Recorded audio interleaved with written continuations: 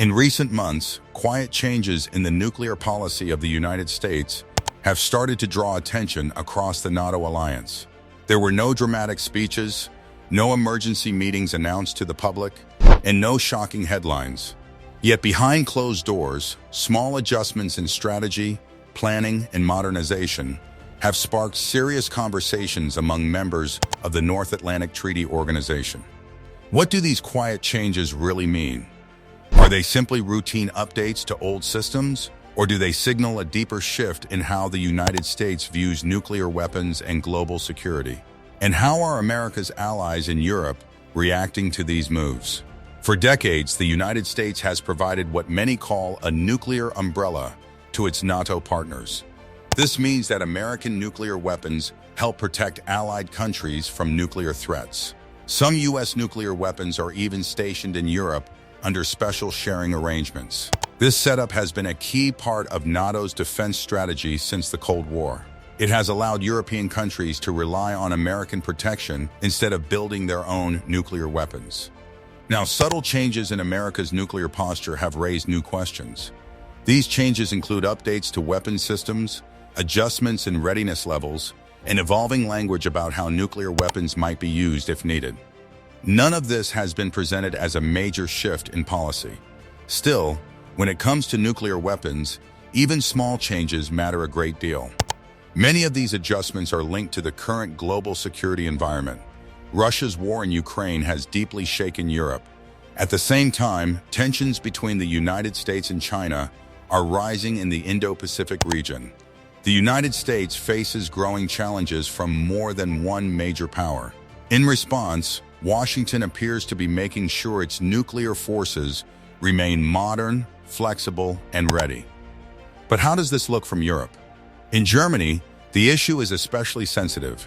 Germany hosts U.S. nuclear weapons as part of NATO's nuclear sharing arrangement. At the same time, many Germans feel uncomfortable about nuclear weapons on their soil. Political leaders in Berlin must balance public opinion with alliance commitments. If the United States appears to be strengthening or expanding its nuclear role, will that reassure Germans or create more debate and concern? France sees the issue from a different angle. Unlike most European NATO members, France has its own independent nuclear arsenal.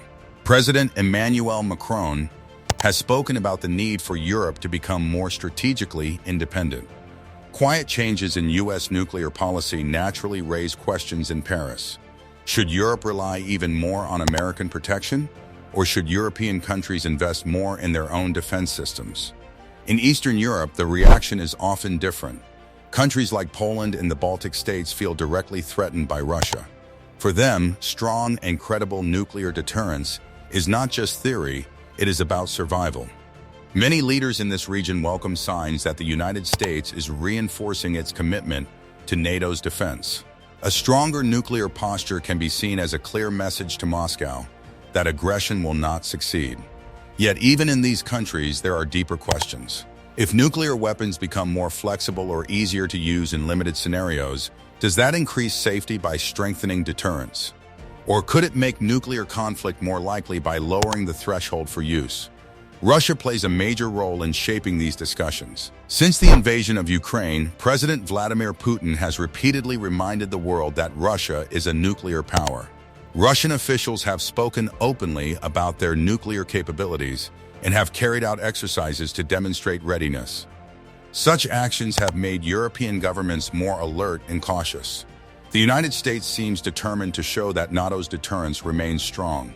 But there is always a risk in nuclear signaling. If one side strengthens its posture, the other side may see it as escalation. This can lead to more tension, more military exercises, and more mistrust.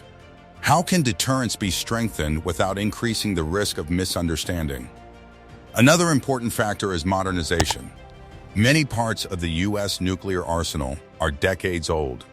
Updating delivery systems, improving command and control networks, and extending the life of existing weapons are seen by American officials as necessary steps. They argue that modernization keeps weapons safe, secure, and reliable. It does not mean the United States plans to use them more easily. However, critics worry about perception. If new systems are more accurate or more flexible, adversaries may interpret that as making nuclear weapons more usable. That perception alone could change strategic calculations. In the nuclear world, what others believe can be just as important as what is actually intended. Inside NATO, consultation is crucial. The alliance is built on trust and shared decision-making. If European allies feel fully informed and involved, they are more likely to support changes in U.S. posture. But if they feel surprised or excluded, doubts can grow. Maintaining unity requires constant communication.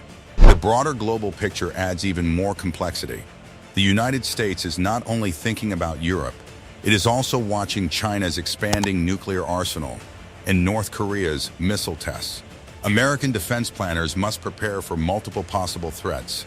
This reality may influence nuclear posture decisions that affect NATO. Some Europeans quietly wonder whether the United States can focus equally on Europe and Asia at the same time. If American resources are stretched, will Europe remain the top priority? Are the recent changes meant mainly to reassure European allies, or are they part of a larger global strategy? At the same time, some experts argue that strong deterrence can actually support arms control. If both sides feel secure, they may be more willing to negotiate. But if mistrust dominates, diplomacy becomes harder. Public opinion will also shape what happens next. Nuclear weapons may not be discussed every day, but they carry emotional weight. In several European countries, there is strong support for disarmament and peace initiatives. Leaders must explain why certain defense measures are necessary. If people do not understand the reasons behind policy changes, fear and opposition may grow. So where does all of this lead? Yet beneath the surface, important debates continue. How flexible should nuclear strategy be? How much transparency is enough? How can NATO send a clear message to adversaries without provoking unnecessary escalation? The quiet changes in U.S. nuclear posture may not have grabbed headlines, but they matter deeply. Nuclear policy shapes the foundation of international security. Even small adjustments can influence how allies and adversaries think and act. Will these shifts ultimately make NATO stronger and more secure? Or will they open new debates about dependence, autonomy, and the risks of nuclear deterrence? Can the alliance adapt to a more dangerous world without sliding into a new era of nuclear confrontation? As global tensions continue to evolve, these questions will not disappear. They will define the next chapter of NATO's story and the broader balance of power in the world. Thanks for watching. Don't forget to like and subscribe to our YouTube channel.